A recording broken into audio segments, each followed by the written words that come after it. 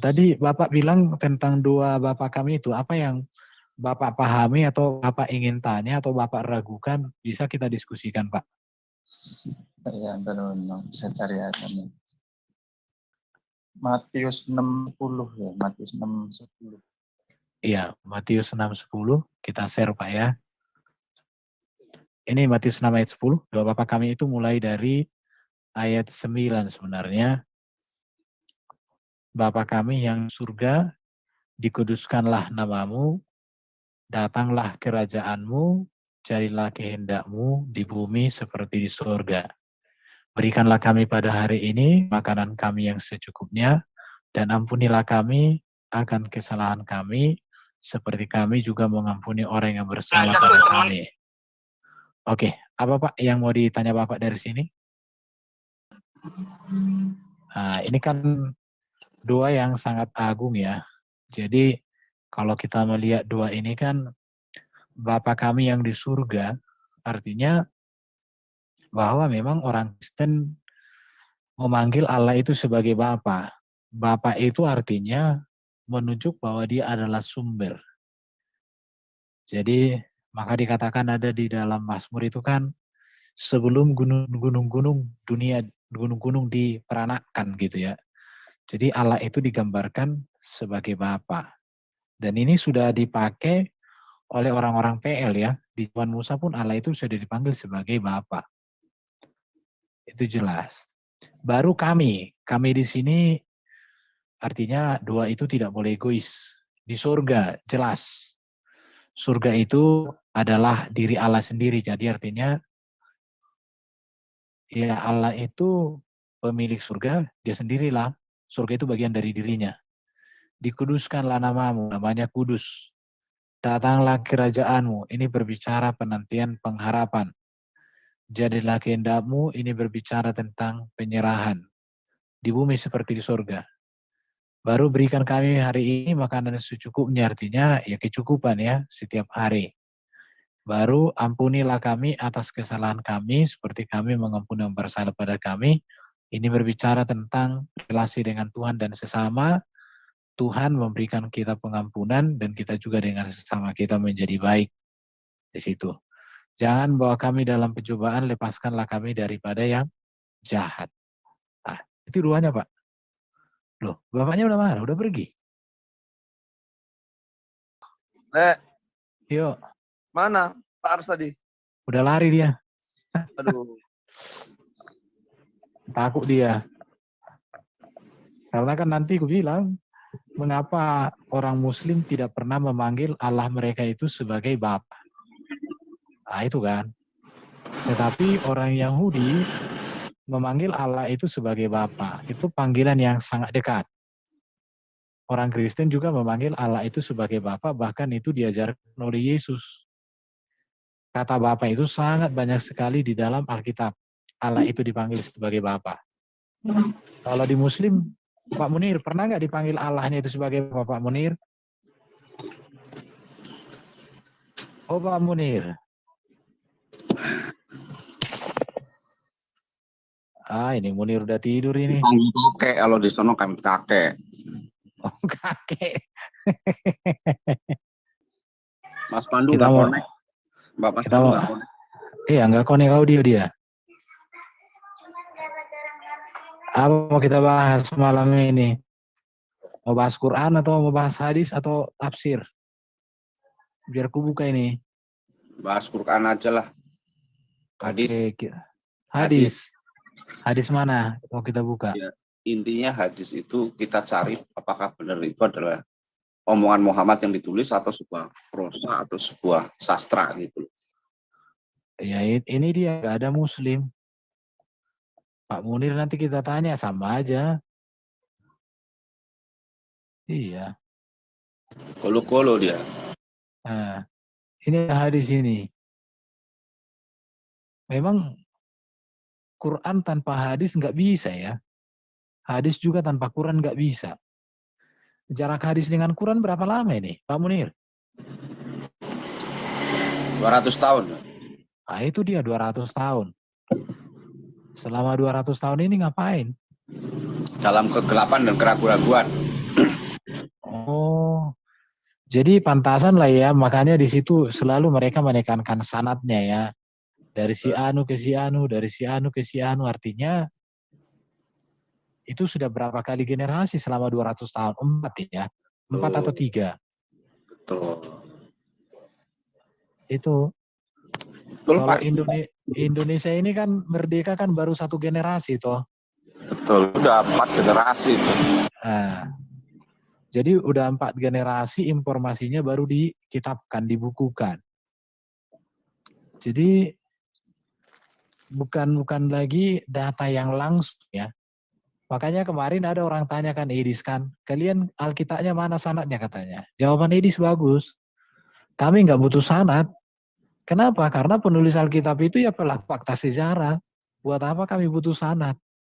Kalian membutuhkan sanad karena memang ya kitabnya itu kan ditulis ratusan tahun, contoh hadisnya kan. Jadi karena ratusan tahun wajar kan memakai sanad itu. Ya wajar. Kalau kita nggak butuh, karena mereka pelaku dalam sejarah itu, mereka saksi. Iya, betul. Dan gini, Itu hadis-hadis yang menceritakan Muhammad kecil atau Muhammad baru lahir itu apakah benar terjadi atau enggak? ya itu dia, nggak ada orang muslim. Mudah-mudahan muslim lah yang masuk menjelaskan. Jadi kalau kita, ya ini dasarnya, bukan sanad yang kita butuhkan. Ini dia, apa yang telah ada sejak semula, yang telah kami dengar, yang telah kami lihat dengan mata kami, yang telah kami saksikan dan telah kami raba dengan tangan kami, tentang firman hidup, itulah yang kami tuliskan kepada kamu. Jadi kita tidak butuh sanad. Karena kebenaran kita itu kan jelas ya. Nah itu sih. Jadi yang butuh sanad itu karena memang informasinya kan sudah berasal dari generasi ke generasi ke generasi ke generasi. Dan biasanya kan kalau sanad ini agak susah divalidasi kan karena orang-orang yang menceritakan itu kan sudah meninggal toh. Betul Ya, nggak? jadi gini, Pak Arben. Jadi kalau hafalan itu, hafalan satu dengan hafalan orang lain, pasti nggak akan sama, Pak. Nggak akan sama. Apalagi dari satu orang ini terus dihafalkan lagi dari berapa sanad itu. Siapa saksinya bahwa dari sanad satu yang ke sanad yang lain itu adalah benar. Hafalannya siapa saksi? Ya itu memang menjadi pertanyaan ya. Ini berupa pertanyaan kita sama saudara-saudara kita muslim. Jadi, tapi mereka seringkali bilang bahwa Alkitab itu sama dengan hadis bagi kami katanya. Kan itu nggak nyambung. Karena Alkitab ditulis oleh pelaku sejarah. Terlibat dalam sejarah. Sementara hadis kan ditulis ratusan tahun setelah peristiwa sejarah. Dan Baru itu sejarahnya, dihafalkan. iya, sejarahnya itu apakah terbukti sebagai sebuah fakta, itu pun perlu dipertanyakan lagi. Betul. Contoh. Dikatakan bahwa Masjid Al-Aqsa itu dari situlah baginda Nabi naik ke langit untuk mendapatkan itu. Tapi fakta sejarah kan masjid itu kan dibangun setelah peristiwa Nabi. Ya, betul. Nah itu jadi kita memang dalam memahami saudara kita muslim ini baru ada juga hadis mengatakan bahwa itu peristiwa mimpi katanya. Tapi ya serba repot kita ya kalau kita bahas itu ya. Pak Munir mana ini Pak Munir? Jelaskan Pak Munir. Kamu ini lagi ngetek. Gawat ini Pak Munir ini. Jadi kita tidak butuh sanad. Gak butuh dong. Karena Tapi kalau apa ya? dikasih salad boleh ya. Itu bagus untuk kesehatan. Alkitab adalah ditulis dari apa ya? Yang sejaman gitu, maksudnya ditulis sejaman. Maaf nih banyak motor mau ngomong, aduh. Iya, makanya cari yang tidak ada motor lah. Contoh Oke. lagi. Hadis-hadis yang gini. Dalam Quran itu disebutkan tidak boleh membuka aib orang atau aib atau profesi dari Nabi lah ya, profesi dari Nabi lah ya. Di mana tertulis itu? Cari aja Pak. Jadi kita tidak boleh membuka aib orang. Di hadis ya? Di Quran. Kira-kira di surat mana itu Pak? Aduh, aku juga ini. Jadi jangan membicarakan aib orang lah gitu kan, nggak boleh kan di Quran itu. Oh, arti karena itulah makanya nggak boleh kita bicara hal-hal yang dipandang kurang baik tentang baginda itu gitu. Ya, betul. Oh, Coba lihat. itu untuk aib meninggalkan, mengetahui yang aib. Bentar ya. Aib orang ya? Iyalah. Coba.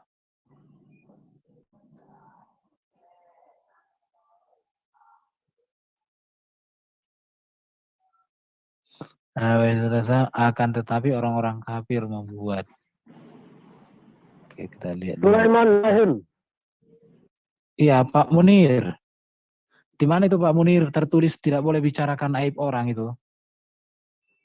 Oh, memang tidak boleh Bang membicarakan aib orang lain itu Bang. Terus? Karena gini Bang. Ayatnya di mana? Ayatnya di mana? Ada di mana ya? Lupa saya. Nanti saya cari. Berarti kalau membicarakan aib saudaranya, sama saja dia memakan bangkai saudaranya. Tapi kalau di Alkitab Pak Munir, aib itu pun dituliskan tujuannya apa? Menjadi pembelajaran moral untuk generasi berikut. Oh, nggak boleh Bang. Karena gini Bang, efeknya gini Bang. Efeknya orang akan akan berprasangka buruk kepada orang itu gitu kan. Bahkan kita ini dianjurkan untuk menceritakan kebaikannya dia. Sekarang saya bertanya Pak Munir. Saya bertanya kan di Quran nggak boleh ya aib ya. Kenapa hadis itu justru membuka aib Nabi? Yang mana aibnya itu? Ya banyak lah yang katanya aib Nabi yang Nabi sedang puasa mengenyot lidah Aisyah lah apalah banyak kan. Di mana itu? Ya, cari aja di hadis. Banyak hadis yang menyatakan membuka aib. Contoh, Nabi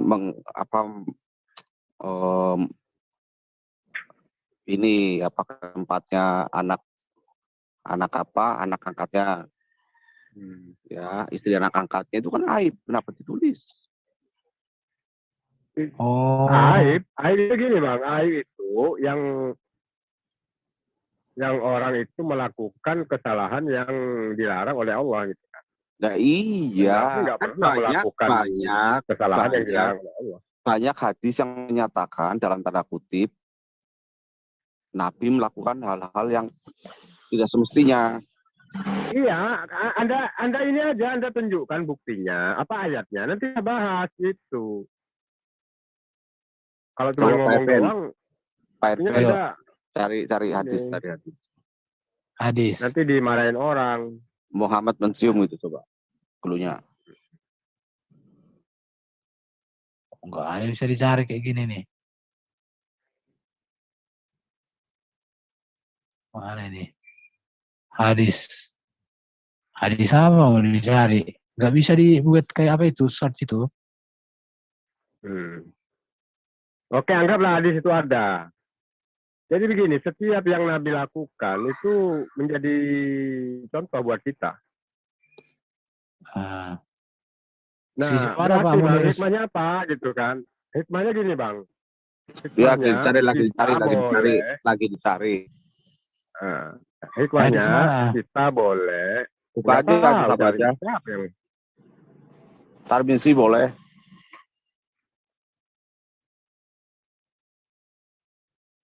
Artinya kita boleh mencium istri kita saat sedang Jadi puasa. kalau Nabi mendatangi anak istri istri anak angkatnya juga boleh ya? Boleh. Berarti seneng Kalau banget datangnya kan sampean ya. apa salah? Jadi anak menantu boleh didatengin gitu ya? Iya boleh, tapi ada nggak? Itu dalilnya Anda ini bicara seperti itu. Ada. Nggak ada sih. Masa kamu orang Muslim nggak tahu? Di mana? Ayatnya kan bisa ditunjukkan. Nah ini apa ini? Wudu karena ciuman. Itu panjang itu. Bukanlah. Ini kah? Telah menceritakan kepada kami Utsman bin Abu Sa'ad Sulaiman. Terus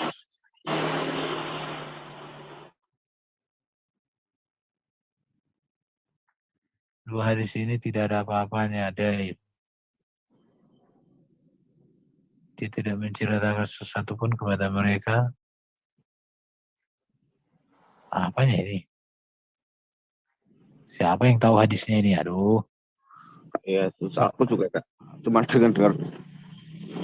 Aku tadi dengar dari si Buya Sakur tadi. Itu Buya Sakur menyatakan ada hadis yang menyatakan saat puasa Nabi mencium Aisyah sampai mengemut lidahnya gitu. Nah, apakah itu benar terjadi? Kan belum tentu katanya. Gitu. Oh, coba kita Kalau cari nggak ada di Google. ayatnya kan, Anda kan namanya kan menfitnah itu kan. Ben aku. Nah, sedangkan menfitnah itu kan Aku penelitian, gitu. ya. Oke. Nanti pada netizen pada marah. Ini live loh gitu kan. Nggak parah nih, gue lihat nih. Lu aja kok. Kalau sama saya kan paling ya ketawa. Ya enggak, ini Tapi enggak. kalau Ini ada kok. Ada yang ngomong kok. Kalau nih, gua kasih tahu nih yang ngomong nih. seluruh dunia itu bahaya ente. Ini tak ngomong nih. Nah, dan itu baik-baik, ya. masalah akidah itu sangat pengaruh dengan kondisi kita sendiri. Orang kalau usahanya bangkrut dulu cenderung mazhabnya Jabariyah. Halimatus Sa'diyah. Cerita sirahnya menurut tradisi Arab bayi lahir itu untuk bangsawan. Dari mana tahu? Kumpulkan juga seperti itu. Sampai saya pernah diskusi serius dengan Nurul Khalis Majid karena kita punya rutin setiap bulan kita ketemu kumpul dengan Gus Dur juga setiap bulan. Kunna ma'a Rasulullah sallallahu dan jadi ulama itu kan hari ini. Dan ketika mereka bersentuh dengan peradaban dunia yang lebih besar yaitu dengan hadarah Masihiyah, mereka punya sirah. Injil mereka kan sirah Isa. Maka dibutuhkan juga sirah Nabawiyah. Kemudian hadis juga kapan dikumpulkan? Juga setelah hampir meninggal dunia. Ini kan sudah sekian ratus tahun, sudah 2 abad lamanya. Jadi sehingga nanti metodologi anak-anak itu, ya, itu sebetulnya kan sangat tidak ilmiah. Iya. Dari atas dasar apa dia membuktikan. Dan terbukti juga Imam Al-Bukhari itu mengumpulkan 600.000 hadis. Setelah diseleksi hanya 14.000 hadis yang dinyatakan sahih. Yang 500.000 tambah 86.000 ditolak semuanya. Artinya betapa sangat produktifnya hadis itu. Artinya orang jual nama kan banyak. Apalagi Rasulullah, saya jadi sini jual namanya kok. kata Buya. Iya. Banyak orang ketipu jual nama saya tuh, iya. Pinjam utang, minta duit Buya tanda tangan. Ya, banyak yang tertipu. Jadi memang menggunakan nama popularitas orang itu kan menguntungkan sekali. Nah, itulah sampai tukang dagang terong aja karena nggak laku-laku dia bikin hadis juga kok. Sampai asar nggak laku-laku mau udah kering terongnya itu. Qala Rasulullah al-badinjan dawaun likulida. Itulah. Jadi artinya bahwa hadis dikumpulkan juga seperti itu. Sampai saya pernah diskusi serius dengan Nurul Khalis Majid karena kita punya rutin setiap bulan kita ketemu kumpul dengan Gus Dur juga setiap bulan kumpul di Jakarta. Kita mendiskusikan Abu Hurairah ini apa orangnya ada, apa ini lembaga produsen hadis.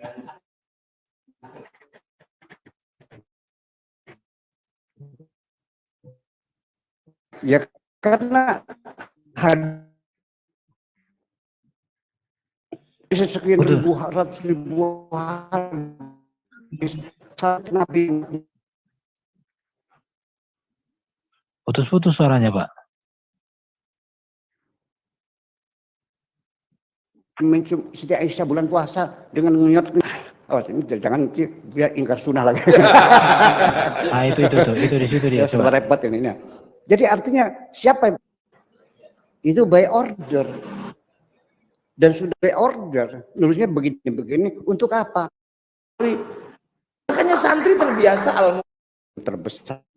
Itu barusan Bang ada Bang. Tadi ada itu.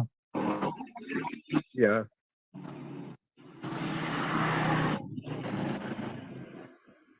Jadi ketika cerita ketika Nabi lahir, orang Arab itu suka mubalaghah, berlebih-lebihan. Kalau nyanjung orang sampai 10 lembar, digerus gitu batunya. Kan tahun gajah. Dari mana tahun gajah? Tulis firman Tuhan, ucapanku jangan ditulis. Sampai ketika Nabi meninggal, putus-putus suaranya ya. Abu Bakar minta Al-Quran saja. putus. Allah tidak menyuruh kok. Rasulullah tidak menyuruh, udah. Jadi kebutuhan agama sebetulnya bukan politik. Ketika Daulah Abbasiyah tampil sebagai imperium terbesar di dunia waktu itu, akan kebutuhan.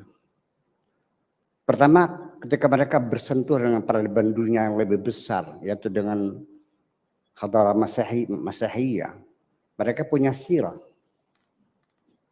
Injil mereka kan sirah Isa. Maka dibutuhkan juga sirah Nabawiyah. Kemudian hadis juga kapan dikumpulkan? Juga setelah Nabi meninggal dunia. Jadi kan sudah sekian ratus tahun, sudah 2 abad lamanya. Jadi sehingga nanti metodologi anak-anak itu, ya, itu sebetulnya kan sangat tidak ilmiah. Iya. Dari atas dasar apa dia membuktikan? Dan terbukti juga Imam Al-Bukhari itu mengumpulkan 600.000 hadis. Setelah diseleksi hanya 14.000 hadis yang dinyatakan sahih. Yang 500.000 tambah 86.000 ditolak semuanya. Artinya betapa sangat produktifnya hadis itu. Artinya orang jual nama kan banyak. Apalagi Rasulullah, saya jadi sini jual namanya kok. kata Buya. Iya. Banyak orang ketipu jual nama saya tuh, iya. Pinjam utang, minta duit, Buya tertangan. Ya, banyak yang tertipu. Jadi memang menggunakan nama popularitas orang itu kan menguntungkan sekali. Nah, itulah sampai tukang dagang terong aja karena nggak laku-laku dia bikin hadis juga kok. Sampai asar nggak laku-laku mau udah kering terongnya itu. Qala Rasulullah al-badinjan dawaun likulida. Itulah. Jadi artinya bahwa hadis dikumpulkan juga seperti itu. Saya pernah diskusi serius dengan Nurul Khalis Majid karena kita punya rutin setiap bulan kita ketemu kumpul dengan Gus Dur juga setiap bulan kumpul di Jakarta. kita mendiskusikan ini Abu Hurairah ini apa orangnya ada, apa ini lembaga produsen hadis.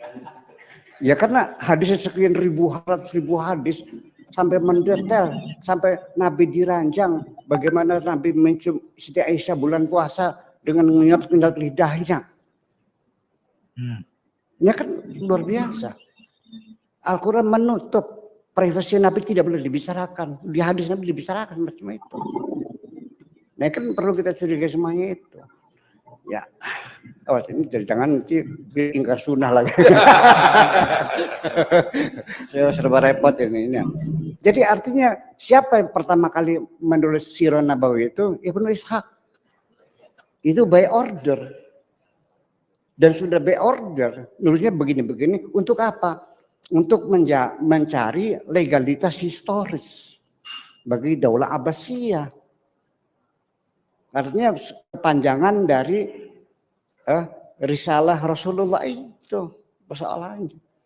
Dan Ibnu Ishaq sendiri juga sekarang naskahnya udah nggak hilang, nggak ada. Disalin oleh Ibnu Hisham.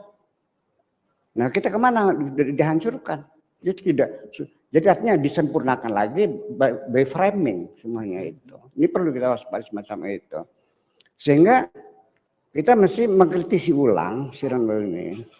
Kita nggak usah ragu-ragu. Kita bukan menyalahkan orang dulu, tapi kita mengkritisi. Karena anak cucu kita ini kan sudah era milenial ini kan lebih kritis dari kita. Nah.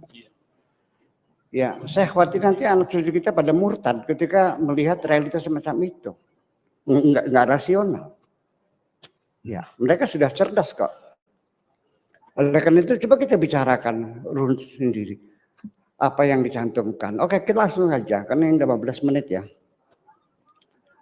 Bahwa dinyatakan oleh Sirah Ibnu Hisham Kanjeng Nabi itu lahirnya tanggal 12 Rabiul Awal. Enggak sepakat kok. Ya kenapa? Ya karena orang Arab mereka belum punya mengenal budaya tulisan kok. Belum ada tinta, belum ada kertas, belum ada pulpen. Ya, hidupnya masih pakai tenda. Ceboknya pakai batu kok. Ya. Dan peristiwa Nabi lahir, itu peristiwa yang tidak diketahui orang kok. Jadi ketika cerita ketika Nabi lahir, alam semesta bercahaya. Itu kan tahu di mana bercahaya.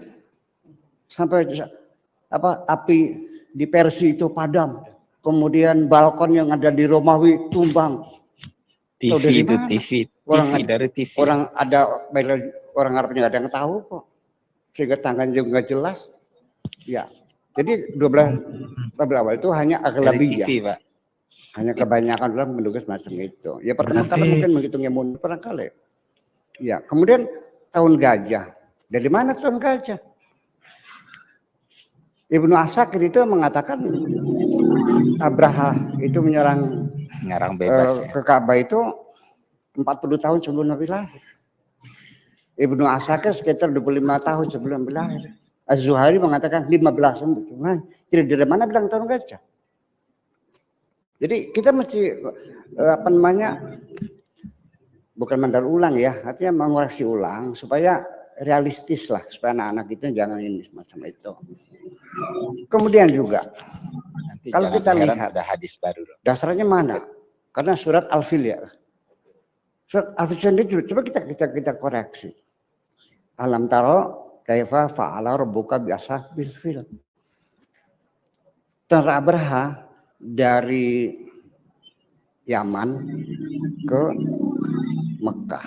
Coba silakan buka Google Earth ya. Lihat di situ. Sepanjang jalan itu hanya gunung-gunung batu yang panas kok. Enggak ada rerumputan. Gajah itu makanya apa sih? Rumput. Makanya berapa? 10% dari berat badan. Jadi kalau gajah itu 2 ton berarti makan rumputnya 2 kintal. Kali 30 berapa? Terus ngaritnya di mana? Waktu itu belum ada logistik, belum ada Pak. Apa pakai pesawat, pakai helikopter gitu? Nggak ada. Itu juga pertanyaan. Ya, yang rasional aja kita bicaranya. Kemudian juga gajah untuk perang. Nggak masuk akal. Gajah itu hanya tunggangan raja pada itu acara kebesaran, bukan alat perang. Kalau kita pada terganggu.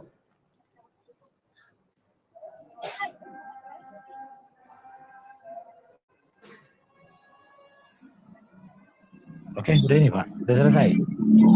Berarti ya. Azan, lagi azan. oh, Gajah tuh lincah atau lembon? Mananya gampang enggak? Enggak mungkin dong orang pakai gajah. Ya kan? Terus di Sirah Nabawiyahnya lagi ngomongnya apa? Allah menyelamatkan ahlu tauhid dari serbuan musyrikun. Yang musyrik siapa, yang tadi siapa? Abrakan Nasrani. Maka kan penyembah berhala. Itu semacam kan perlu kita pertimbangkan. Kemudian juga kita coba dari sisi arkeologi.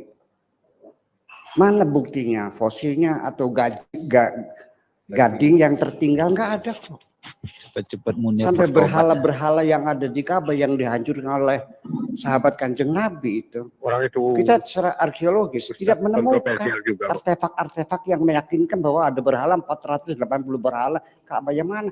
Tuh barangkali kupingnya tersisa kan gitu bisa. Nggak ada. Apa digerus gitu batunya? Satu aspek ini kan ini. Coba dimasukkan dulu. Masuk akal ini. Ya itu kan suatu hal yang ini. Jadi gimana? Jadi saya yakin nggak ada tentara gitu. Iya, saya yakin percaya Al-Quran. Saya percaya itu betul. Tapi di mana terjadinya? Ya bisa terjadi di tempat yang lain. Waktu lahir, umbelan. Mungkin di Zimbabwe, mungkin di Uganda, mungkin di India terjadinya. Banyak Bagaimana berlebihan. terjadi di situ? Mereka Karena surat Al-Sindi tidak menjelaskan di mana terjadinya, kapan terjadinya. Dia coba alam taro kaifa fa'ala rabbuka bi ashabil fil alam yajal kaidahum fitadlil warsala alaihim tarmihim bihajaratin faja'alahum dia mencerabut. Ya, jangan dikait-kaitkan begitu, semacam itu. Kemudian juga Nabi Muhammad lahir dengan irhasat lah, artinya irhasat itu keistimewaan sebelum jadi nabi lah gitu. Itu kan begini soalnya orang Arab itu suka mubalaghah, berlebih-lebihan. Kalau nyanjung orang sampai 10 lembarnya. Faridu asrihi wabahidu zamanihi ya al-mubajjalu segala macam, wah nggak habis-habis di orang tuh. Ya kita coba kita minta ke depan anak-anak kita mesti disuguhkan dengan hal yang rasional aja lah gitu. Sampai ketika lahir pun Siti Aminah itu tidak setes darah pun yang mengalir, dalam keadaan sudah disunatin sudah. Ini saya tetap melihat Nabi Muhammad adalah sebagai seorang manusia, tidak lebih. Akan tunduk dengan undang-undang alam sebagai manusia. Nah, kemudian ketika Nabi lahir, terus dibawa oleh Halimatus Sa'diyah. Cerita sirahnya, menurut tradisi Arab, bayi lahir itu untuk bangsawan. Dari mana tahunya? Amin itu bangsawan. Kemudian dibawa 2 tahun kan? Mungkin ada tradisi menyusukan anak pada orang lain, tapi kan ibu susunya datang. Setelah kenyang ditinggalkan. Nanti sekian jam kemudian datang lagi. Bukan di bawah 2 tahun. Saya mau bertanya, ini ada ibu-ibu. Mungkinkah seorang ibu melepas bayinya 2 tahun? Ini kita pertanyakan dulu sebetulnya. Kita pakai logika bicaranya ini persoalannya. Jangan jangan bilang pokoknya ya. Kalau pokoknya nggak usah debat lagi. Iya, ibu prihatin. Apalagi 2 tahun, 2 jam saja. Dokter tidak segera menghadirkan. Sudah panik ibunya itu. Bisa dilempar pakai aspak dokter itu. Dok, mana bayi saya Interpol lagi dimandi? Kok lama banget sih? Ini 2 tahun. Ada apa? Dari something wrong. Ada sesuatu. Saya jujur aja, tidak disukai. Ya. Betul. Setelah meninggal, ikut sama siapa? Kakeknya. Kakeknya meninggal. Pamannya. Disuruh menggembala kambing kan. Sirah Nabawi hanya Nabi Muhammad dilatih untuk memimpin kambing sebelum beliau memimpin manusia. Urusannya apa untuk manusia? Ada lagi alasannya karena Nabi Muhammad ingin mandiri, tidak ingin menyusahkan pamannya karena pamannya miskin. Mana mungkin pemimpin miskin? Jokowi miskin enggak? Pak SBY miskin enggak? Enggak mungkin dong. Yang tanda tangan di jungkul pennya bisa mencarikan uang kok. Dia kan kepala suku Quraisy. Ya, di ada Sidana, ada Diroya, ada Difada segala macam, semua lembaga. Itu kan tempat wisata spiritual, menghasilkan uang. Jadi artinya beginilah. Andai kan ponakan saya ikut sini, ini saya suruh menggembala kambing. Bagaimana komentar Anda? Kok tegel banget sih? Jadi artinya siapa ya, Bang? semua cerita tentang Nabi, disambut malaikat berbaris, pohon-pohon. Ini mungkin coba di stop Pak, kita diskusikan lah yang disampaikan itu. Karya sastra sesungguhnya, bukan realita. Oh ya, karya Nabi itu sastra penuh maksudnya penderitaan gimana? kok. Aku minta ini dong namanya Kiai ini siapa? Jadi ya? kalau ingin Buya mengungkap Sakur. faktor psikologis Kanjeng Nabi, Buya Sakur. itu lebih jelas dalam Sakur. Al-Quran kok daripada hadis-hadis itu sendiri. Yuk kita dengarkan wadduha walaili idza saja. Dari mulai pagi buta sampai larut malam dalam keadaan galau. Ya kan, sehari dia menghadapi kegalauan hidup ini. Ma wadda'aka rabbuka. Tuhanmu tidak meninggalkan kamu kok. Wa maqala dan juga tidak marah sama kamu. Ma wadda'aka rabbuka wa maqala. Walal akhiratu khairul lakam dan ulang. Berakit-rakit ke hulu, berenang-renang ke tepian, bersakit-sakit ke hulu, bersenang-senang dulu bang.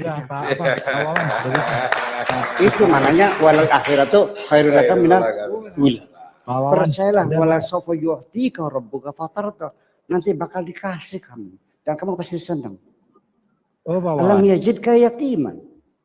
Bukan engkau anak yatim. Fa'aw, Allah yang melindungi kamu. Wa wajadaka dhalan, kamu kebingungan mencari jalan kehidupan, bukan tersesat ya. Fahada, Allah menunjukkannya. Wa wajadaka ailan, kamu melarat, minta makan sama orang lain. Ailah itu kan yang kita santuni. Fa'akhna qiyam. Fa'amal yatim fala takar wa masail fala tanhar. Pesan yang sangat diistimewakan adalah menyantuni anak yatim. Kenapa? Karena dia yang mengalaminya penderitaan dan menerangkan pikiran-pikiranmu kepada seseorang. Oke, kita diskusikan lah. Gimana tanggapan Pak Munir itu, Pak Munir? Ya jadi gini Bang. Saya konfirmasi dulu ya, itu yang di sampingnya yang gondrong itu Gus Mufik. Ya, Muafik itu. Pernah ke istana itu. Ya, itu bukan orang sembarangan yang di sampingnya itu. Jadi Bang, itu para ulama semuanya marah sama Gus Muafik itu Bang, karena menuduh Nabi Muhammad itu ulama ya. Terus belean, terus nyolong jambu katanya. Nah, mereka berdua itu kontroversial Bang. Kalau Anda nggak percaya, nih aku lihat ya. Gus aku lihatin ya. itu NU tulen, jangan di ini Bang. Ngomong macam-macam. Bang. Gak usah Munir. Semua orang. Munir udah pernah dengar. Enggak aku yang intel. Kamu semua orang. Munir nggak boleh, itu Gus Mufik itu. Semua orang marah Bang. Enggak, semua ulama marah sama Buya Sakur ini. semua ulama marah sama Buya Sakur dan Gus Muafik ini. Jangankan semua ulama, saya aja marah nih Nah. karena Pak Munir jadi marah. Gak ada Jadi urusan bukan ulama-ulama ada marah. Yang marah bukan gitu. ulama, yang marah Egi tuh pada tuh yang Oh. marah. Semuanya yang marah itu. Jadi gini ya, aku lebih Nabi tertarik bukan Muhammad masalah belean katanya. Yang marah, yang Itu sebuah kebenaran yang sedang Yang marah. dinyatakan, nggak usah marah. Jadi nggak perlu ditanggapi sih kalau menurut aku. Yang saya bilang sama Semua orang Fahmi juga itu, marah. Fahmi itu borok-boroknya itu. Kata-kata Ya, dia benar nggak? sekarang- Benar. Yang marah itu siapa? Oke. Somat itu ulama. Kalau Anda marah ya, kalau Anda membenarkan, silakan tunjukkan bahwa Nabi Muhammad Ya, mengulum tanya dia dong yang ngomong. bibir mana? Ada nggak hadisnya? Tanya yang ngomong. Kalau mencium waktu Kamu, lagi puasa memang kamu ada. tanya pada Buya, kamu tanya Buya dong. Bukan, hadisnya itu kan banyak Pak Munir.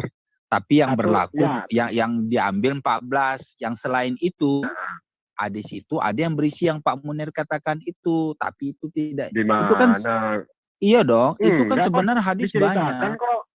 Diceritakan yang di Banyak. Pak Syukur tuh, Jenggot. Pak Buya itu dia udah baca banyak. Jadi ada hadis saya, ada yang enggak. Gitu, Pak. Dia tuh profesor, Gitu. emang belum Munir. Dia tuh profesor. Sekolahnya di Dia Al-Azhar. tuh cebong, Bang. Emang Cebong, SMA Bang. aja gak lulus. Enggak. Bang, namanya cebong, Bang. Ngerti cebong enggak? Bukan masalah cebong atau Tuh. enggak. Bukan. Lu berarti garis keras lu Munir. Ya, lu kadrun lu. Iya, aku memang kadrun, cebong PS kadrun kok. Lu Namanya kadrun cebong. lu. Kampret. Kampret apa? Cebong. Jadi gitu, Bang. Nabi Muhammad aja belean, membesar. Tapi gini, Pak Munir, Pak Mereka Pak tuh Buya, menjelek-jelekkan, gitu, Pak merendahkan, Buya gitu itu kan. kalau kita lihat ya Udah Pak Munir ketahuan ya, ini, kadrun ini. dia udah Udah ketahuan. antisipasi loh Pak Munir. Loh, Kedepannya Pak Munir itu loh. ulama. Dia bicara Dia tuh nanti profesor dia itu. untuk kedepannya. Karena apa? Dia takut kalau ini akan diselidiki. Makanya dunia internet ini nggak bisa main-main, Pak. Ini akan diselidiki Profesor, terus. Jadi bukannya hanya Profesor tai Pak Buya, kucing gitu. Pak Buya aja. Nanti anak Pak Munir jangan-jangan murtad lantaran ini. Ngerti nggak Pak Munir? Aku berani bilang Profesor tai kucing. Iya. Ya itu kan Pak Munir Itu karena kamu merasa kadrun. tersinggung aja. Nah, Santai aja Pak enggak, Munir. Nabi Nggak Muhammad usah tersinggung. Nabi Kamu itu Muhammad cuma belean. Kami Kamu Pak itu Munir, Nabi Muhammad membesar. kami Kristen ini Pak Munir udah biasa Ilmumu disinggung nggak- Pak Munir, ilmumu nggak macam-macam Pak sampai Munir. masalahnya. Bagi kami ini biasa nih Pak Munir.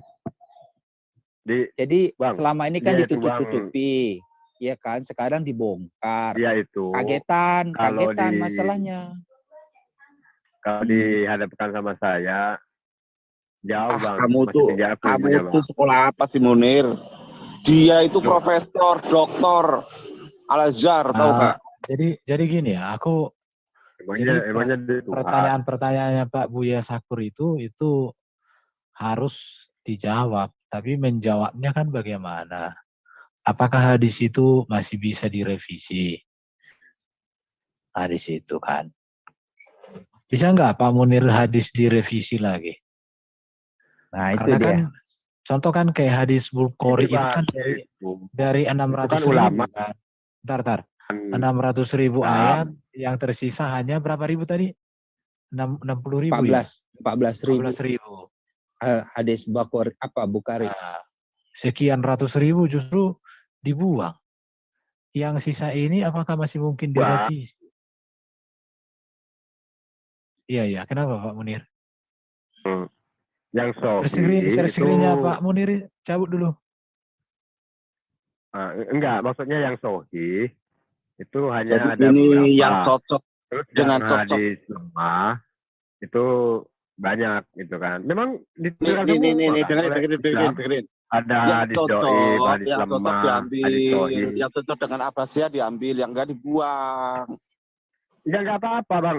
Sementara Anda tidak bisa menunjukkan mana hadis yang lemah itu yang menunjukkan Nabi Muhammad pernah berpuasa Loh, dan itu mencium tugasmu bibirnya. Munir, itu Mana? tugasmu untuk membuktikan bahwa yang mereka katakan Iya, salah. kami kan Bukan cuma kamu. menyimak aja, Munir. Kami menyimak aja. Kami nggak mau bantah-bantah itu. Ngapain Aku kami tunjukkan bantah? hadisnya. Itu kan dari kalangannya Pak Munir sendiri. Jadi aku nggak tunjuk usah. Kita kok bukan Nabi ahli di bidang ada- itu. Ya, coba.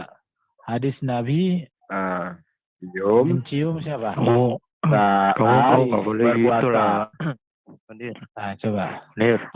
Pak Munir, Hah? nggak boleh bilang gitu lah. Lagian itu yang dihormati oleh Nadatul Ulama loh. Aku Itu yang berani dihormati. bilang tai kucing. Dua Ulama orang itu. Itu tadi kayaknya ada Pak Munir. Pak Munir. Iya ada. Dua Iya, orang ada. itu Coba. dihormati. Tunjukkanlah. Pak Munir kan gitu. udah Ya. ada tadi Pak Munir. Coba Pak Munir. Tap. Ah, itu tuh.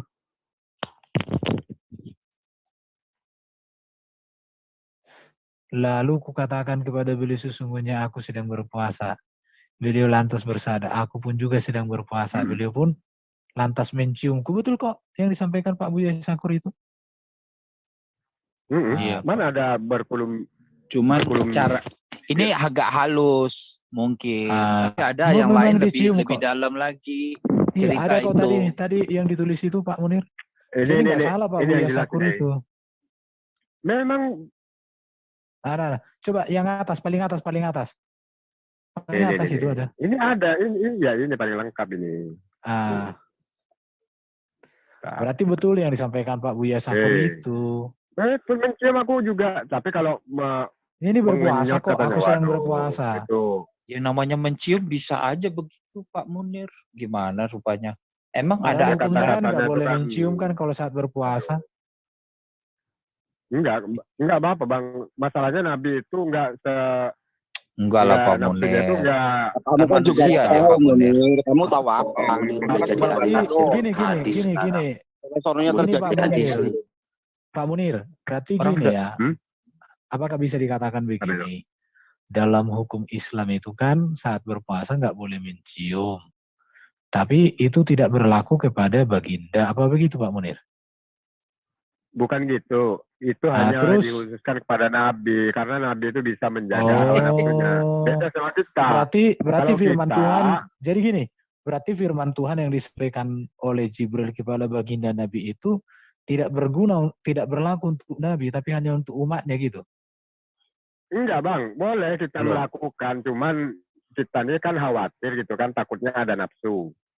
Memang sebagian mazhab boleh, misalkan mazhab Hambali kalau nggak salah itu boleh mencium Kalau istrinya mengenyot saat lidah sedang itu berpuasa. pasti sudah nafsu mengenyot lidah. Ada nggak? Mana hadisnya mengenyot lidah itu? Ya, kita tidak tahu Pak Munir. Ini Seharusnya manusia loh ya, manusia itu mengenyot lidah berarti sudah nafsu. Mana Bang mengenyot lidahnya mana Bang? Ya, itu tadi Buya Syakur kan ngomong begitu. Mana Tanya di dia, hadisnya nggak tanya ada dia. ini mengenyot lidah. Tanya dia, jangan tanya aku, tanya dia. di hadis apa Ya sih ini udah Pak kalau di Mungkin? hadisnya nggak ada, walaupun orang bilang kayak apa, itu Gini. kan hanya untuk memfitnah Nabi Ini gini, Muhammad gitu. Pak Munir, ini awal dari kalimatnya ini coba baca Pak. Ini bukan sekedar Apa itu?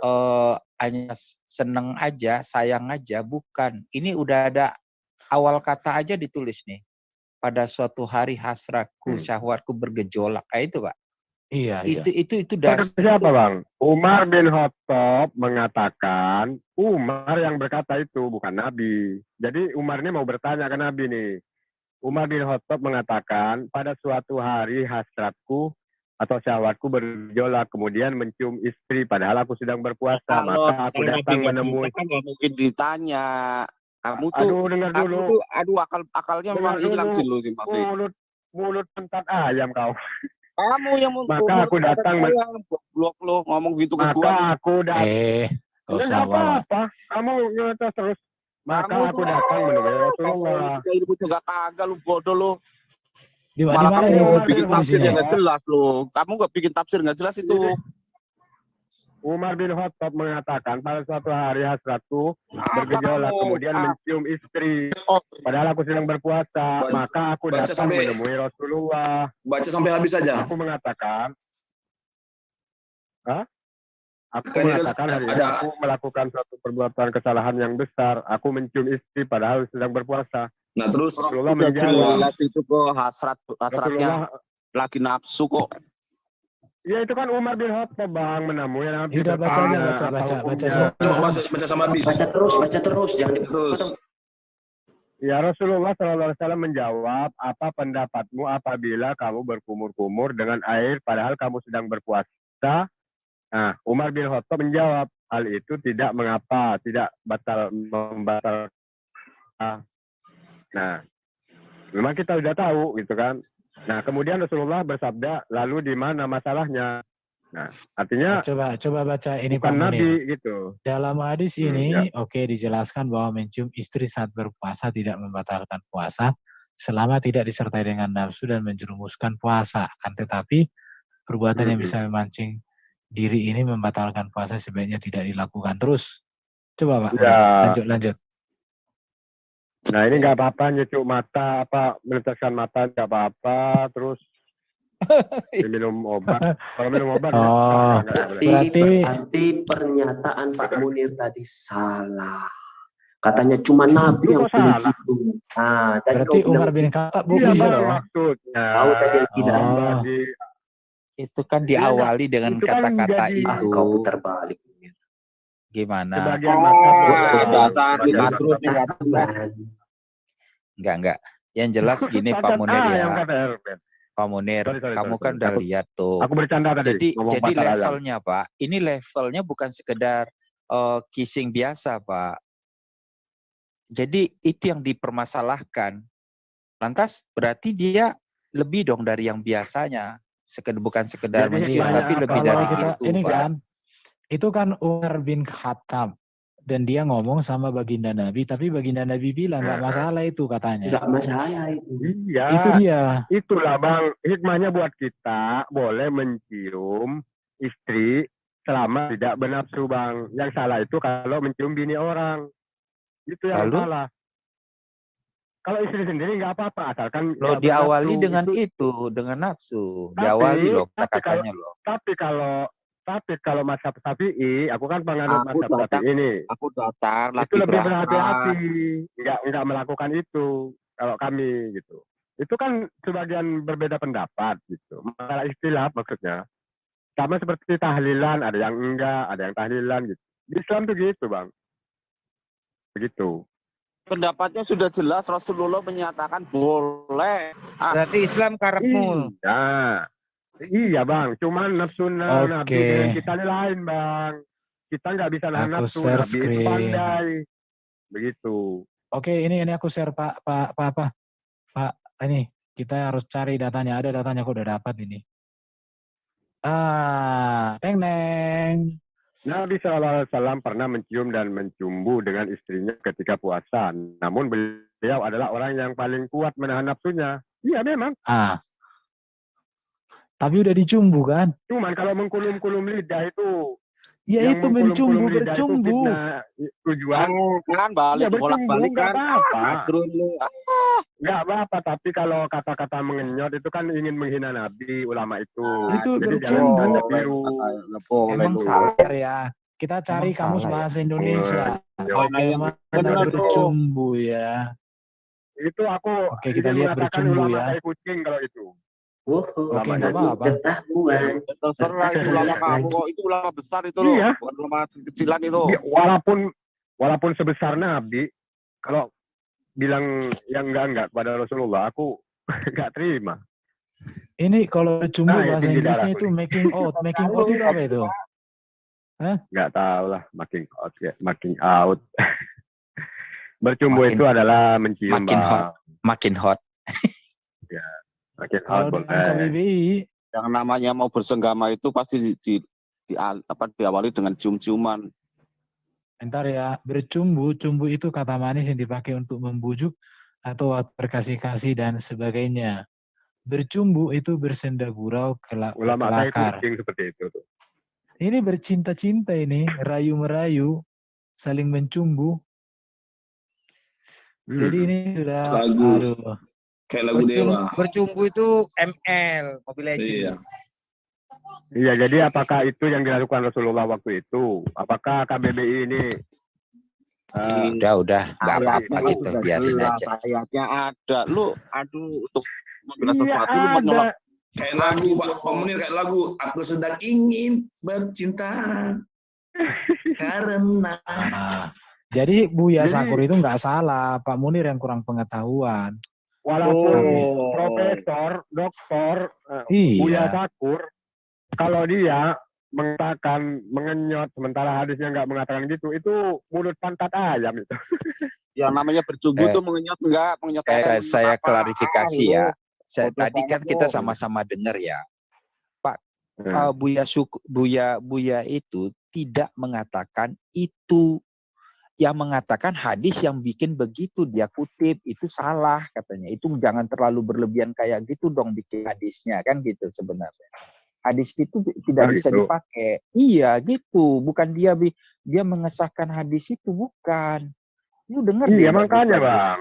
Iya dia cuma mengasih tahu itu banyak hadis-hadis yang model-model begitu berlebihan, jual nama katanya. Iya aku kan bilang kalau dia Nah. mengatakan mengenyot, aku berani mengatakan apa ulama tai kucing.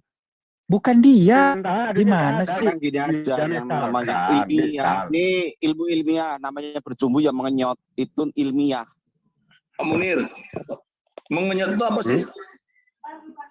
Nggak tahu Ya, lah, tanya itu sama itu Pak itu kawan itulah tuh. itu. Tapi gini ya, ini Pak Munir mungkin ya ini saran aja untuk Pak Munir.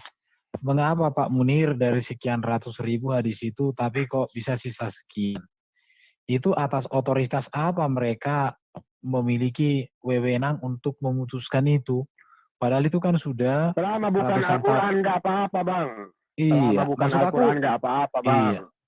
Terus Apa hadis walaupun palsu semua kami nggak ini nggak ngaruh terus gitu. Tapi Jadi kurang ujung-ujungnya Al-Quran. iya, sebentar. Tinggal Al-Quran. Bukan gini.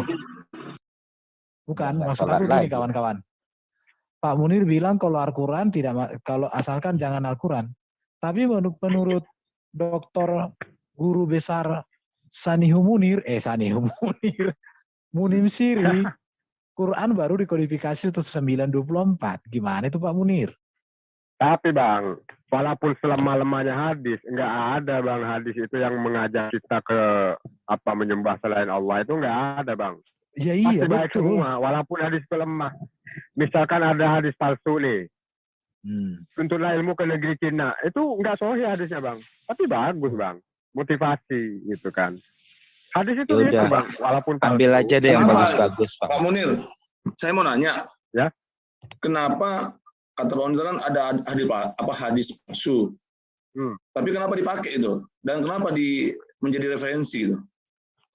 Selama dia tidak berhubungan dengan halal haram, apa dengan memutuskan halal haram misalkan, selama dia tidak berhubungan dengan ketauhidan dan selama dia masih berlindung di bawah hadis sahih dan untuk padoil amal atau untuk motivasi, nggak apa-apa dipakai hadis itu. Tapi kan jelas kata Pak Munir kan hadis palsu. Gitu loh. Iya, walaupun Permasalahannya hadis itu memang benar. Kebaikan, bang. Kalau kami Pak Munir, tunggu. Kalau kami ada Injil palsu, tidak kami pakai Pak Munir. Walau apapun itu. Loh, aku kan udah bilang, selama dia tidak berhubungan dengan hal yang halal haram atau menghukum halal dan haram. Selama tidak bercerita tentang hukum halal haram, itu nggak apa-apa bang. Misalkan Ini untuk motivasi, saya, tuntutlah ilmu Pak ke negeri Munir. Cina gitu kan. Pak Munir, Itu kan nggak apa-apa. Pak Munir, masalahnya Pak Munir, apakah hadis itu benar kenyataannya begitu atau karangan bebas? Itu masalahnya Pak. Kalau karangan bebas, Bapak bisa bikin enak-enak, bagus suka-suka Bapak gitu. Tapi itu real nggak? Itu dipercaya atau tidak yang karangan bebas? Makanya Al-Bukhari itu memuat hadis-hadis sahih semua. Nah, sekalipun Pak, Al-Bukhari itu mengambil yang 14 yang bagus-bagus, itu benar nggak jadi begitu? Itu masalahnya juga. Iya, sekarang misalkan gini Bang, yang untuk mengetahui benar apa enggak itu biasanya orang itu kalau menemukan hadis itu bertentangan dengan syariat agama. Enggak, katakan tidak Misalkan bertentangan, ada tapi itu apa benar misalkan terjadi ada atau hadis. tidak? Kan gitu Misalkan masalahnya. ada hadis. Misalkan ada hadis yang membolehkan mencuri misalkan. Nah, itu kita timbulkan timbul rasa apa ya? Apa ini benar apa enggak gitu. Enggak, kita nggak usah bicara Baru dulu kita perintah-perintah gitu, Pak. Perintah-perintah, ya kan, tambahan-tambahan perintah-perintah itu bagus atau tidak. Cuman ada kan tuntunan Nabi itu kadang-kadang ada yang diceritakan bukan hal yang sebenarnya gitu, walaupun bagus gitu. Apa kira-kira apa kira-kira? Nah itu kan nggak ada pengukur ya kan? Nggak ada pengukur ya Nah, kan? kalau Anda kan cuman bagaimana kalau ada bagaimana Contoh nih. Anda sendiri contoh, nggak bisa contoh kisah perang tadi tuh, kisah perang tuh, kisah perang apa yang gajah itu, ya kan? Itu nggak ada katanya. Kenapa? Nggak masuk logika. Di padang pasir nggak ada rumput. Bagaimana bisa lewat itu orang? Oh, berarti kalau nggak ada ulama itu salah berarti. Di Al-Quran aja ada kok. Ya itu kan kalaupun ada berhubungan dengan Al-Quran, tapi kan logika nggak masuk gitu, Pak. Itu masalahnya, sejarah itu nggak masuk. Iya. Enggak, kata Ustadz tadi ada. Iya, makanya gini, Pak. Jadi dia menginginkan supaya hal-hal yang memang tidak bisa dipertanggungjawabkan secara sejarah, secara logika, ya kan, arkeolog, ya tahun 571. Jangan disampaikan abad gitu. ke-6. Kok enggak Di paruh di penghujung abad ke-6. Jangan berlebih-lebihan. Nabinya abad ke-7. Apanya? Jadi sudah 1400 tahun yang lalu. Dan hadis Nabi sendiri itu baru dikumpulkan setelah 150 tahun Nabi meninggal. Yang cerita orang-orang katanya. Maka timbul ilmu hadis. Ada riwayat, ada diroya, ada sanad, ada matan, ada tahfidz, ada dobit, ada sahih, segala macam. Katanya, Pak. Ya kan? Dan ternyata diseleksi banyak hadis-hadis yang palsu yang ditolak oleh Bukhari Muslim. Dari 600.000 hadis itu yang lolos hanya 14.000. Berapa banyak hadis yang ditolak? 500.000 ditambah 84.000. 580 hadis. Yang lolos hanya berapa persen? Ya itu hadis kebul semuanya itu. Itu pun sekarang dikritisi lagi juga masih ada yang perlu diragukan juga. Bukan meragukan nabinya, meragukan hadisnya apa betul Nabi ngomong begitu. Karena di Sahih Bukhari juga ada hadis yang mengatakan bahwa barang siapa yang membunuh cecak malam Sabtu masuk surga. Dan di hadis Bukhari juga ada Nabi Muhammad berulang kali mencoba bunuh diri. Mau dipercaya? Itu persoalan. Ya kan gitu. Jadi makanya perlu rasionalisasi. Kalau hadis-hadis Nabi yang tidak rasional, tolong hormatilah Sebentar, Nabi. Pak, jangan diputar ya. terus, nanti copyright kita. Kalau kita tidak punya bukti akan kepalsuan hadis itu, ya. Nanti kita kena copyright, di take down nanti kita punya. Jadi itu Pak Munir, jadi artinya bercumbu boleh, yang penting jangan sampai keluar mani. Ya namanya bercumbu kan nafsu udah dari situ itu. Oh. Ini Bang ya, coba tolong padahal saya. Padahal puasa itu kan itu mungkin menawan hawa nafsu, berarti hawa nafsu itu. Gini Bang, sebagian mazhab itu membolehkan berdasarkan hadis itu. Cuman kalau khusus mazhab Syafi'i, mayoritas kan Indonesia ini kan mazhab Syafi'i, kalau di Maroko kan Hambali gitu kan. Kalau mazhab Syafi'i itu tidak mengamalkan hadis itu karena apa? Kita nanti kan ragu gitu kan. Aku mencium istriku. Apa aku bernafsu apa enggak ya gitu. Lalu datang kalau nafsu udah Pak Munir, kalau di ayat itu udah jelas ada nafsu, Pak. Cuma hanya tidak keluar aja itunya, maninya. Ya kan kita kan lebih berhati-hati. Jadi ya gitu. itu. Ya Lebih kalau begitu, berhati-hati. padahal puasa itu kan menahan hawa nafsu, Pak. Padahal Iya, hawa makanya. nafsu itu kan bercumbu itu kalau menurut aku itu udah hawa nafsu. Cuman yang nggak dikeluarkan aja itunya. Tapi kalau begitu kayaknya ya sudah Pak Munir nggak masalah. Yang pasti yang dibilang sama Pak Buya Sakur itu benar kok. Iya betul kok yang Iya, cuman disampaikannya. kalau yang di kata Pak Wawan tadi, apa ya? Memang bercumbu. Mengikat katanya itu kan. Iya bercumbu. Nah, Ada hadis yang tidak sahih gitu. Dan itu hadis yang sahih itu karena banyak juga kulihat para ulama memakai itu. Ya itulah Pak Munir kenyataan bahwa bercumbu boleh, yang penting jangan sampai keluar. Ya saya loh kalau nafsu udah pasti, udah pasti Pak Munir. Pak Munir nggak baca tadi katakan di situ bersahwat itu. Jangankan puasa. Cuman nggak sampai dikeluarin aja. Ambil wudhu aja, sebagian mazhab boleh menyentuh istri. Sebagian mazhabnya, tapi kalau mazhab Syafi'i itu hati-hati gitu kan. Jadi memilih yang nggak boleh. Terus berarti yang betul istri. itu yang mana Pak Munir? Ya, betul yang benar semua. Itu yang mana? Mereka sama-sama punya dalil. Betul semua. Mereka sama-sama punya dalil. Berarti. Cuman karena gini Bang, ukuran nafsu kita itu kan kita banyak nggak tahu gitu kan. Apa aku bernafsu apa enggak tadi aku nyentuh istriku tuh. Takutnya datang membisik Bang. Ya kalau aku ngomong sama Pak Munir gini ya, nafsu itu udah tegak dia, hanya nggak keluar aja airnya. Takutnya ada setan gitu kan. Kamu bernafsu Munir. Enggak, aku gak bernafsu. Ada sedikit katanya. Kata setan, bisik. Lalu aku ragu nih. Nafsu apa enggak nafsu. Akhirnya aku ambil wudhu lagi kan gitu. Nah jadi untuk menghilangkan rasa ragu itu, ya jangan gitu. Kalau masyarakat gitu. Pak Munir, logikanya kalau sama istri itu nafsu apa tidak itu? Kalau pas kita lagi kayak tadi bercumbu. Nah, kalau aku pasti bernafsu Bang. Karena syahwatku ini tinggi. Gimana Pak Munir? Kalau namanya bercumbu, logikanya Pak Munir. Yang di mana kalau namanya bercumbu itu pasti ada nafsu Pak Munir. Tidak mungkin tidak menafsu. Kok kita ragu-ragu sih? Menafsu apa enggak?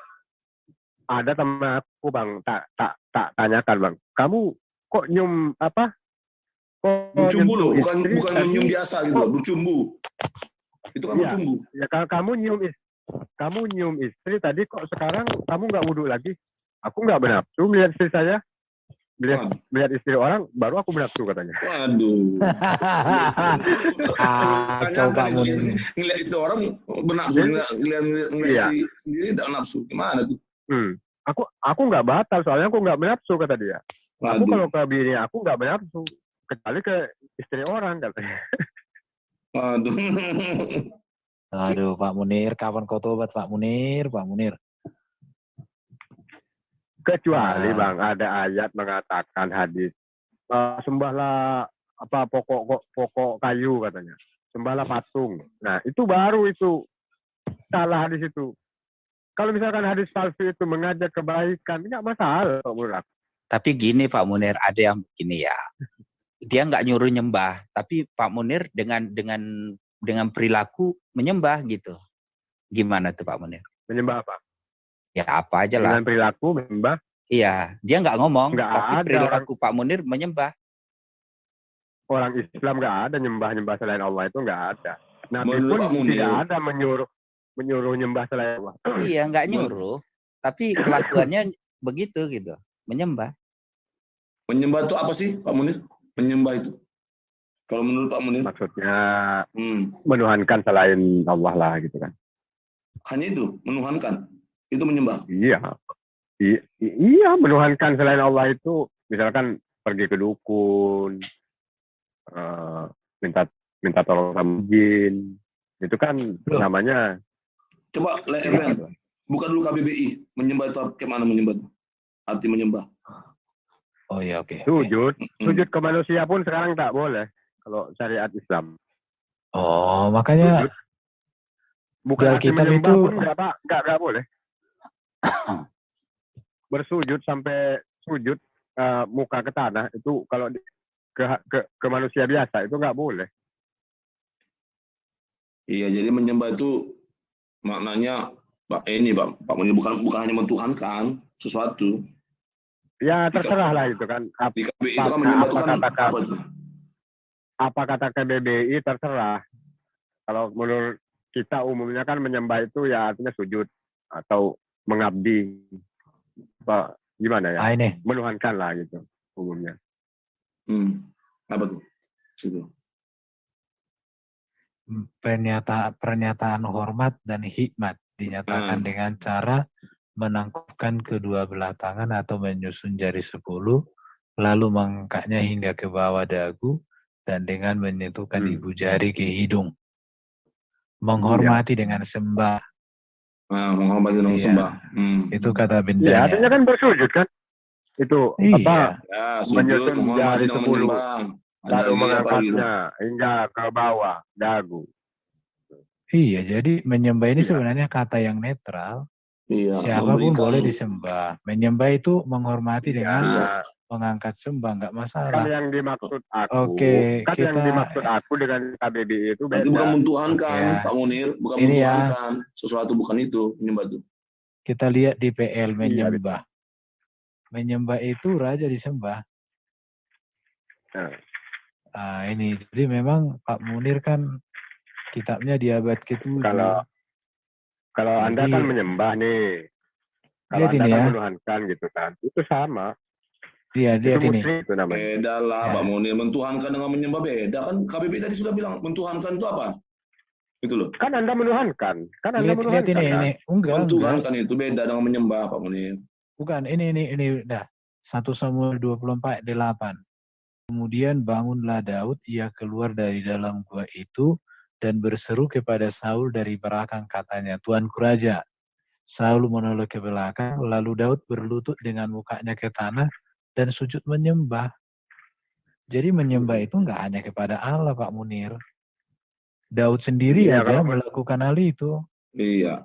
Kalau menuhankan. Jadi, kalau lagi Pak Munir kan, Nabi Daud kan, Daud kan Nabi kan? Nah, masa seorang Nabi menyembah Raja Saul? Iya, ini lagi. Muslim itu. Lalu Ahimaaz berseru, katanya, kepada Raja, selamat. Kemudian sujudlah ia menyembah kepada Raja dengan mukanya ke tanah, serta berkata, terpujilah Tuhan Allahmu. Lalu Betseba berlutut dan sujud menyembah kepada Raja dan bertanya. Dan Raja bertanya, ada yang kau ingini? Jadi Raja itu disembah. Cuman ya Pak Munir nggak ngerti juga. Pertanyaanku, kamu ke Yesus itu menyembah apa menuhankan? Loh, Yesus memang Tuhan kok, bukan karena kami Tuhan kan, memang dia Tuhan. Ini kalau Yesus Tuhan maksudnya jelas. lebih parah dari menyembah itu, Bang. Lebih parah dari menyembah itu. Ini Pak Munir ya. Kisah Rasul 2 Pak Munir, saya tunjukkan. Ini lihat nih. Sadarlah, Bang. Ini lihat ya. Lihat.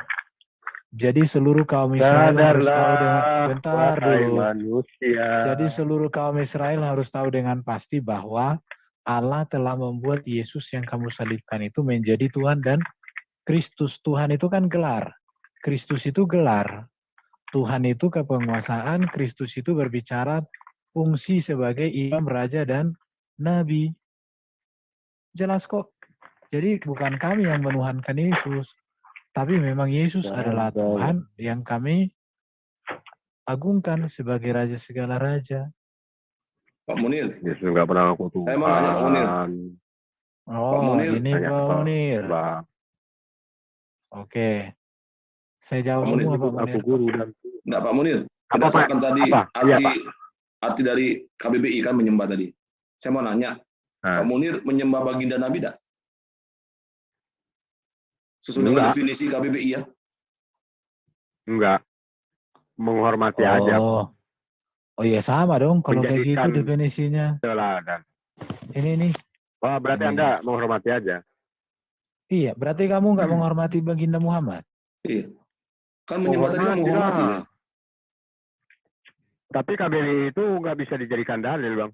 Loh, Bahwa yang Oh, segala jadi yang sekarang katakan dalilnya apa ini? KBRI adalah benar. Menyembah itu ya umumnya ya menuhankan gitu. Menyembah, bersujud. nggak ada situ Pak Munir, Persembahan. menyembah itu mentuhankan, nggak ada gitu loh. Tidak Mau Pak ada Munir, sesembahan. mau Pak Munir cari selain dari Allah. literatur bahasa Inggris pun menyembah itu bukan mentuhankan Pak Munir. Tidak Worship. ada Beda, sesembahan Pak Munir. selain Allah. Mentuhankan itu menjadikan penguasa gitu loh. Mentuhankan itu menjadikan sesuatu itu penguasa. Itu mentuhankan. Beda dengan menyembah gitu loh.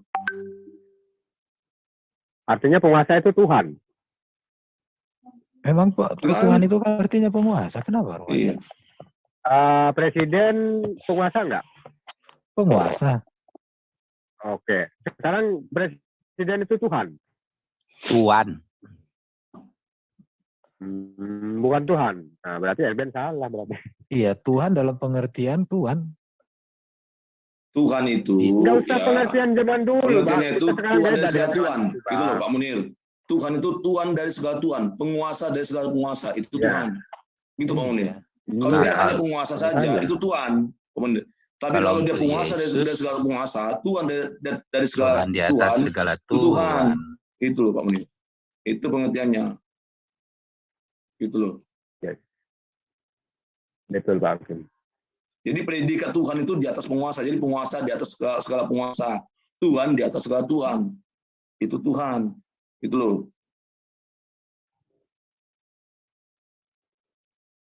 Nah, makanya tadi saya tanya sama Pak Munir berdasarkan definisi dari KBBI tadi tentang menyembah.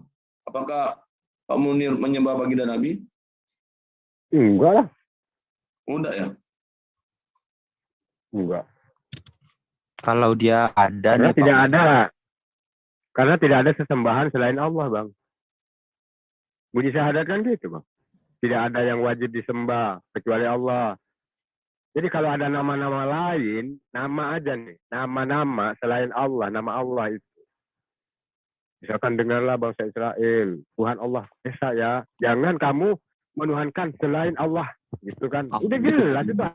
Allah itu predikat. Tapi gini Pak Munir, bagaimana dengan 2 kalimat syahadat? Tuhan enggak? Rasul itu. Kenapa dalam 2 kalimat syahadat itu ada Tuhan, ada juga baginda Nabi? Kenapa ada Tuhan saja gitu loh? Sama kayak kredonya, sama kayak syahadatnya bangsa Israel. Ya kan, bangsa Israel kan syahadatnya kan seperti yang dibilang Pak Munir kan gitu. Dia nggak pakai Musa tuh. Iya, dengarlah hai bangsa Israel. Tuhan itu Allah kita, Tuhan itu Esa. Titik selesai. Kenapa? Iya. Kenapa ada bangsa Israel itu mengatakan Tuhan itu Allah kita dan Tuhan itu Esa dan Nabi Musa adalah nabi yang kurang baca Iya. Injil Anda. Kurang Gitu baca loh. Injil berarti Anda. Kurang baca Injil berarti Anda. Kenapa? Ayatnya mengatakan hukum yang terutama bahwa dia mengenal engkau satu-satunya yang wajib disembah dan mengenal Yesus Kristus sebagai yang telah engkau utus. Itu di Injil. Itu di ada itu Pak Munir. Dengar Kalau di dalam Markus 12 itu Pak Munir. Kalau Yahudi Pak Munir. enggak gitu. Pak Munir dalam Markus 12 itu salah Pak Munir. Jelas di situ dikatakan dengarlah hai orang Israel. Tuhan itu Allah kita, Tuhan itu Esa. Tidak ada itu dikatakan selanjutnya ada kalimat yang tadi. Enggak, dia Jadi kurang baca yang Injil Anda. kutip dari Simon Sir tuh, situ orang itu saya tahu itu Iya. gaya ya udah biasa itu. Boleh kita buka ya, coba buka Le Markus 12 itu Le. Tapi dia salah pengertian tuh. Tafsir sendiri aja suka-suka. Markus 12 itu. Iya, kan itu kan Markus 12 itu. Tuhan itu Allah kita, Tuhan itu Esa.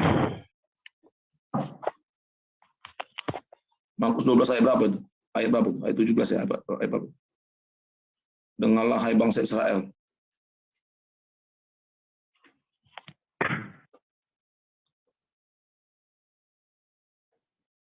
Mana tuh ya? Nah, ya. Kan hukum yang terutama adalah ialah dengarlah hai orang Israel, Tuhan itu Allah kita. Nah, itu mana Pak? Oke. Yohanes Oke, itu. buka Yohanes 17:3 dong, Bang. Yohanes 17:3. Ini. Kalau ini kan dikutip Yesus dari Ulangan 6 ayat 4-5 toh. Dengarlah hai orang Israel, Tuhan Adonai itu Elohim kita. Adonai itu Esa. Jadi kata Tuhan besar. Iya. Coba Yohanes Sekarang 17. buka Yohanes 17 Bang. Itu yang Markus 12 itu kredonya ya. Pengakuan imannya orang Yahudi ya. Ayat 3 Bang. Itu atau Ayat 1 orang dulu, Yahudi. ayat 1. Bapa telah tiba saatnya permuliakanlah anakmu supaya anakmu mempermuliakan engkau. Sama seperti engkau telah memberikan kepadanya kuasa atas segala yang hidup. Demikian pula ia akan memberikan hidup yang kekal kepada semua yang telah engkau berikan kepadanya. Inilah hidup yang kekal itu, yaitu bahwa mereka mengenal engkau satu-satunya Allah yang benar dan mengenal Yesus Kristus yang telah engkau utus. Sama, nggak ada beda. Kok beda lah? Beda, itu kan kredo. Itu pengakuan iman. Bukan. Oke, kita lihat ya. Utusan yang bagaimana ke Yesus? Kita lihat ayat 2 ya. Tunggu dulu, Le. Itu bukan kredonya bangsa Israel ya, bangsa Yahudi itu. Bukan. Iya, bukan. Itu Yesus yang mengatakan tentang apa tema itu? Tentang dia menciptakan kepada dia mengatakan kepada para murid itu. Makanya dikatakan ayat 1 demikianlah kata Yesus. Itu beda lah, jangan sama-samakan. Beda. Orang Yahudi tidak mengakui itu. Loh.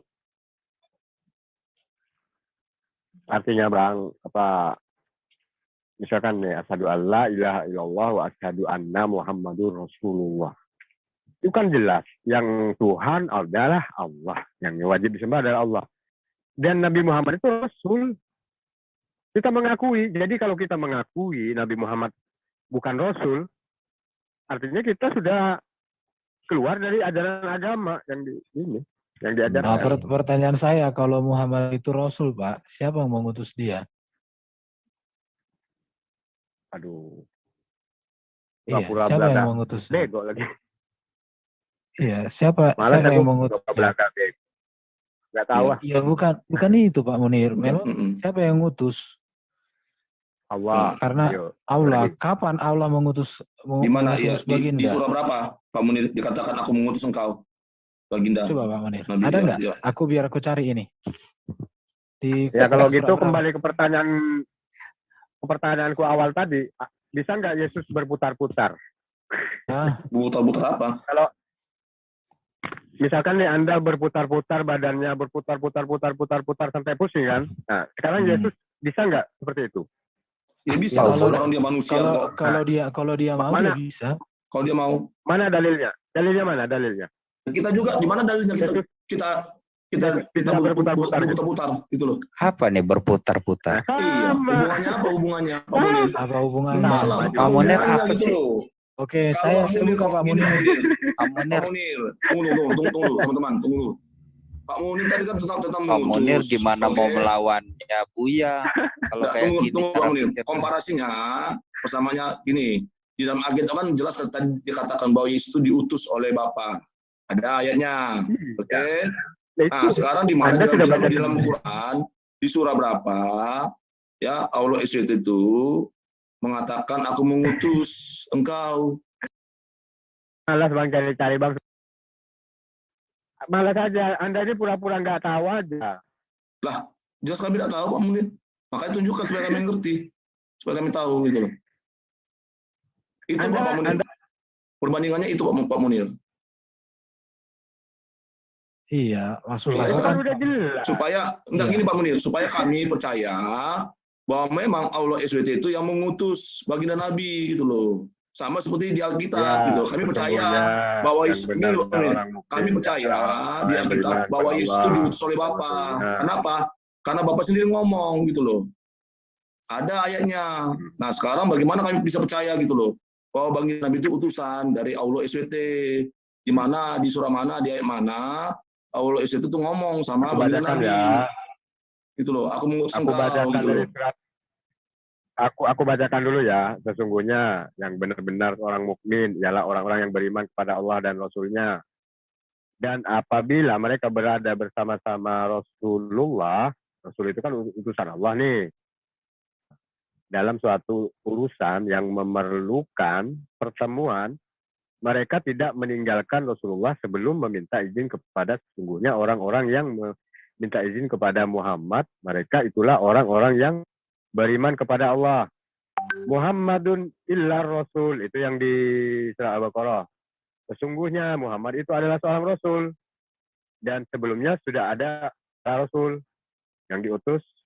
Nah itu ayatnya. Di mana ayatnya? Ucapan Allah. Muhammadun Allah ngomong. Rasul. Entar. Aku cari dulu. Iya, Allah ngomong. Jangan malaikat Jibril ya. Muhammadun. Pak Munir. Komparasinya perbandingannya Allah langsung ya. Bukan malaikat Jibril loh. Allah langsung ngomong sama baginda. Aku ngaji dulu ya, aku ya. Wa ma Muhammadun illa Rasul qad qalat. Dan Muhammad hanyalah seorang Rasul. Sebelumnya telah berlalu beberapa Rasul. Apakah jika dia wafat atau dibunuh, kamu berbalik ke belakang atau murtad? Barang siapa berbalik ke belakang, maka ia tidak akan merugikan Allah sedikit pun. Allah akan memberi balasan kepada orang yang bersyukur. Yang kita tanya itu sama Pak Munir, kapan, di mana, dan bagaimana Allah mengutus baginda Muhammad jadi Rasul. Ya, aku juga mau tanya, kapan dan di mana Yesus berputar-putar? Ya, nggak ada. Artinya gini, kami tidak pernah mengakui bahwa Yesus berputar-putar. Beda dengan Pak Munir yang mengakui bahwa Muhammad Rasul. Kan beda kan? Sudah Al-Quran jelas mengatakan mengakui bahwa Muhammad itu Rasul, diutus Allah.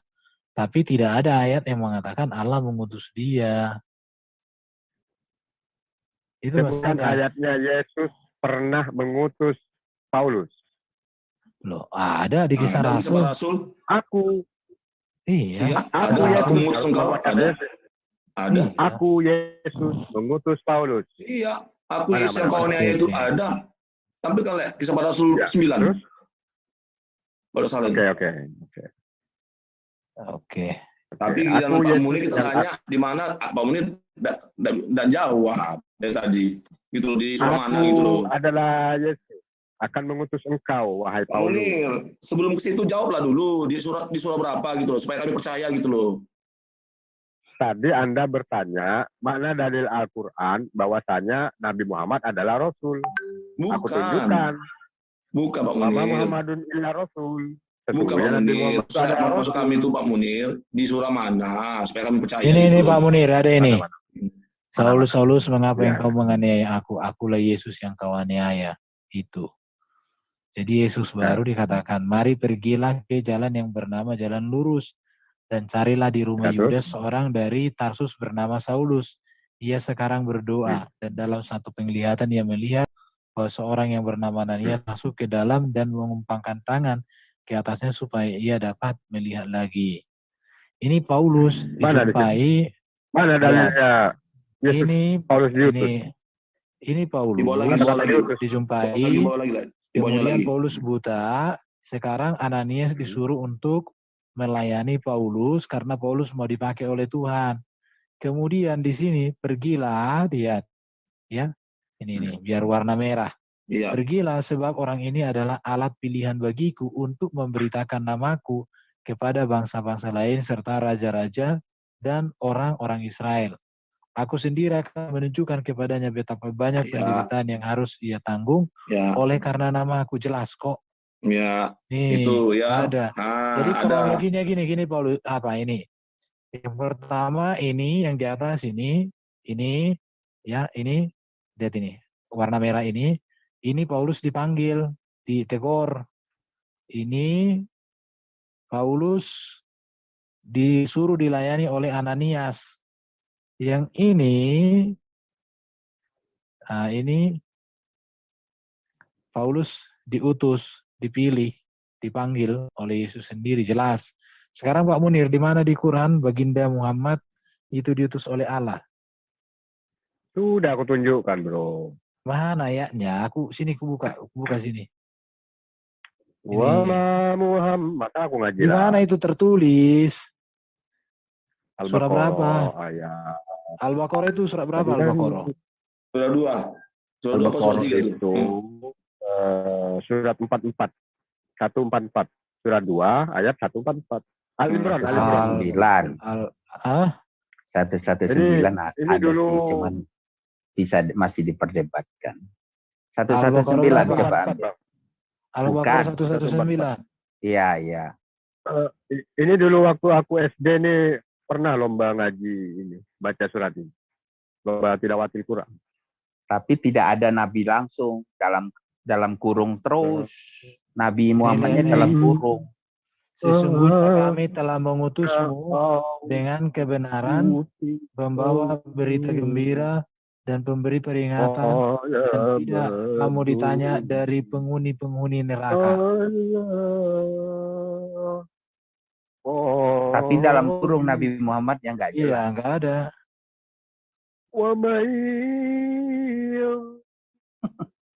Dulu aku menang bro, naik lagu ini apa? Tilawatil Quran. Baca surah Al-Quran 144. Ini nggak ada nama Muhammad di sini. 144 coba baca tuh apa isinya tuh, nggak ada. Wa ma Muhammadun illa Rasul qad khalat min qablihir rusul. Itu 119. Ada au bukan 114. Ner 144 bos. 144. Al-Imran 14. Al-Imran itu ayat 3. Lebih dekat Al-Baqarah lah, 119. Emang ada nama Muhammad di situ tulis? Al-Imran. Ya wama Muhammadun itu kan jelas. Wama Muhammadun. Sesungguhnya Muhammadun illa Rasul. Hanyalah seorang Rasul. Bukan bukan utusan tuh. Mereka beriman kepada Allah dan pada hari akhir.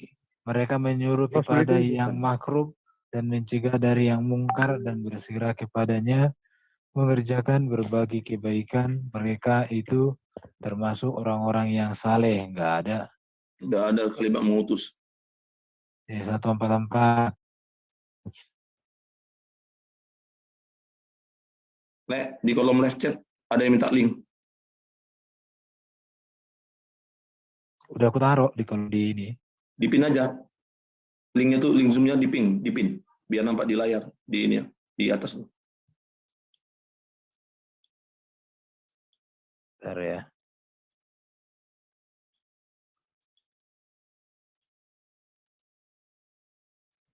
Aku mau bantah-bantahan itu rasanya gimana ya? Gak enak rasanya. Paling membantah 2 kali, ya tak aja gitu. Ya udahlah ya, nggak apa-apa gitu. Daripada gontok-gontokan nanti. Iya, itu Pak Munir nggak ada Pak Munir. Muhammad Muhammad itu tidak lain hanyalah seorang Rasul. Sungguh telah Rasul itu apa bang? Maksudnya bang? Ya itu. Googling lah Rasul, arti Rasul gitu. Jadi ini kan dan tidak Muhammad hanyalah seorang Rasul, sungguh telah berlalu dari sebelumnya. Rasul. Berapa orang Rasul? Apakah jika? Ya masalahnya di mana dia diutus? Kalimat pengutusannya. Iya, aku mengutus. Ya nggak apa-apa lah bang. Yang nggak apa-apa bang. Walaupun nggak ada nggak apa-apa. Nggak percaya pun nggak apa-apa. Aku cuma itu aja. Males aku bantah-bantahan tuh. Buang-buang energi. Bantah-bantahan. Masalahnya kan ya nggak apa-apa. Dia Rasul. Tapi diutusnya mana?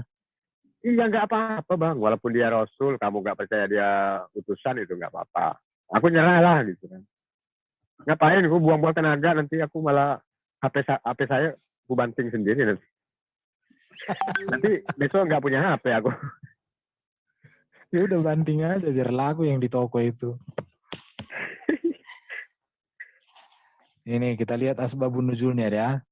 Direwatkan oleh Ibnu Mucir yang bersumber dari Umar bahwa ketika para sahabat terpisah dari Rasul pada perang Uhud. Ya waktu. Umar ini ya, udah Rasul dia, tapi kapan dia jadi Rasul? Ini kan udah perang Rasul. Waktu Nabi ini tuh bang, waktu mau meninggal kan?